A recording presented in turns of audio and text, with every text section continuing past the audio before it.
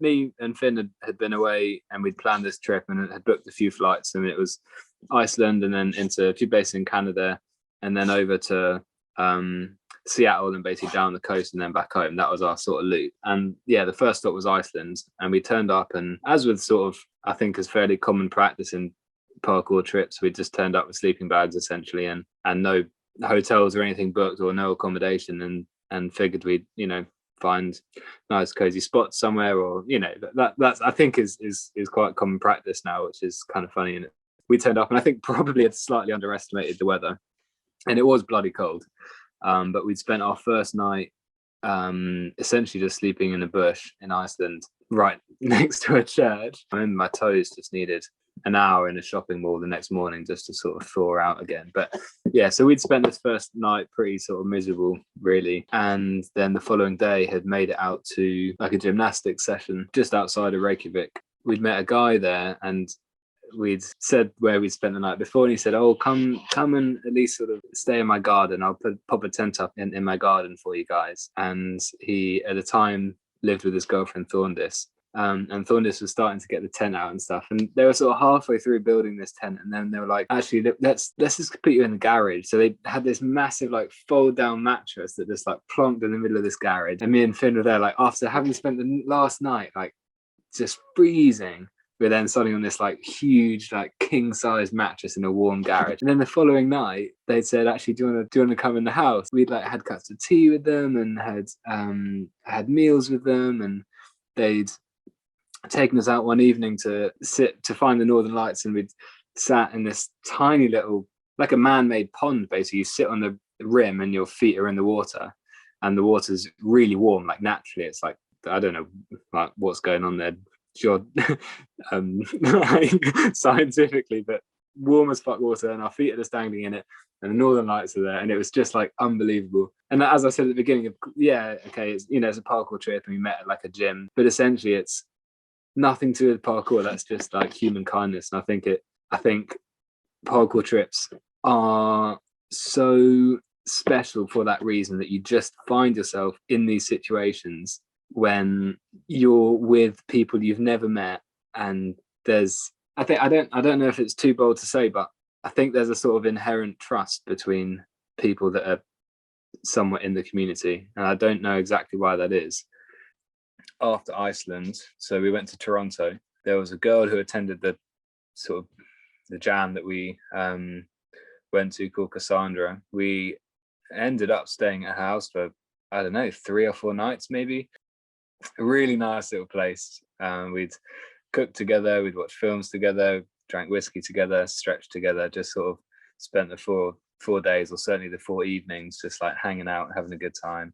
Cassandra was also part of this church group, or sort of voluntary action group for a church across town. So one evening she invited us over, and we went and had dinner in this sort of really tall townhouse in downtown Toronto.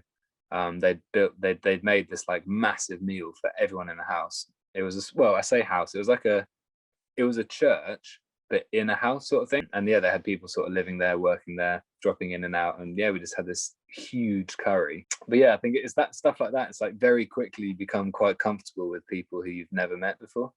And another example of that was, we then went from Toronto to Vancouver. We stayed at Origins Parkour with Renee, who runs it, and Josh Dowie was there, and Lucas. Became very, very good friends with all of them. And then after Vancouver, went to Seattle. And I think in advance, we'd reached out to a guy called Dustin. We basically asked Dustin if we might be able to stay at his house for a little while, and he said, yeah. So I've put a little bookmark in my diary here. I'll let you decide whether you keep this in or not. But the flight itself was long but comfortable. And afterwards, we took the 45-minute light link to Dustin's house. I think I must have eaten something that didn't agree with me, because I had to stop off in a Portaloo not 20 meters from the house. But he told us that basically everyone in the house trains. So there was 4 of them living in this huge house. Everyone trained. Everyone like cooking these like big meals sort of thing. And Dustin showed us where we were going to spend like the time we were there.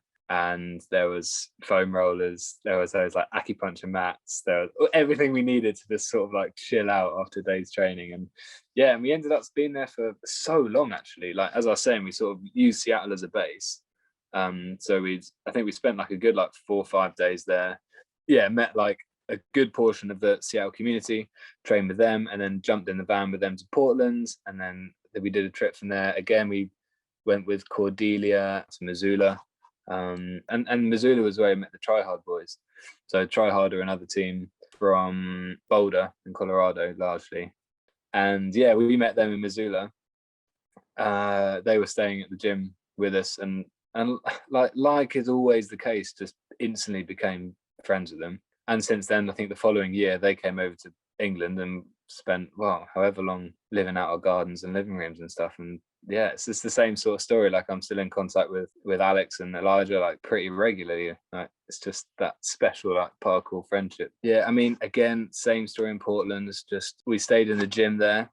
We stayed at Forge Parkour, and we were just shown such unbelievable kindness. We were given like bags of shopping to take with us when we left, and had this room to ourselves that we could basically just hang out in, train around the classes whenever we wanted, and it was just unbelievable kindness like I've never experienced before. And San Francisco, we met with Ryan Kelly and stayed at his family home, but his parents came.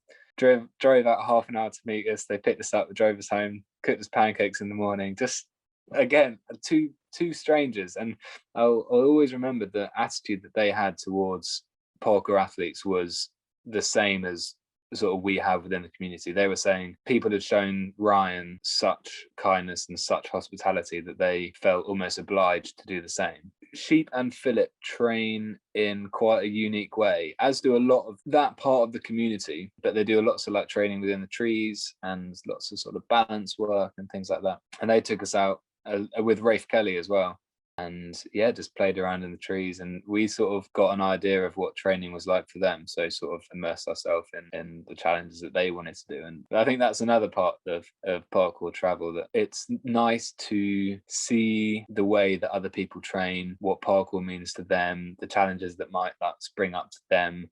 And part of that is dictated by culture, part of it's dictated by the spots and what's available. But yeah, I don't know that there's really any other way to get that besides traveling or hosting people from other countries, as you get a real flavor, and it broadens the way you approach challenges afterwards. Like gives you new ideas and new perspectives and that sort of thing. And that was certainly one of them. Haven't really swung around in trees like that for a long time. Rafe is massive on, and he's very eloquent about it as well, but he's massive on essentially like play and exploration of movement. He took us to the sort of edge of this massive lake, and it was a big like sand dune, and it had a sort of like a funnel that you could slide down. And I remember him saying like, don't think about it, just commit, just fucking launch yourself down it and commit. So I was like, okay. So I like hopped down this like little thing, and just you sort of like hit the sides of this like sand thing, and I just put my hand out on one of the sides, and my thumb just went like back in on itself, and it hurt so much. And I remember instantly like that, I was like, I'm having a terrible time. But like an hour after that, it was fine. And I remember just lying on this like driftwood log, and Finn just coming over and being like, are you okay? I was like, I'm really hurt.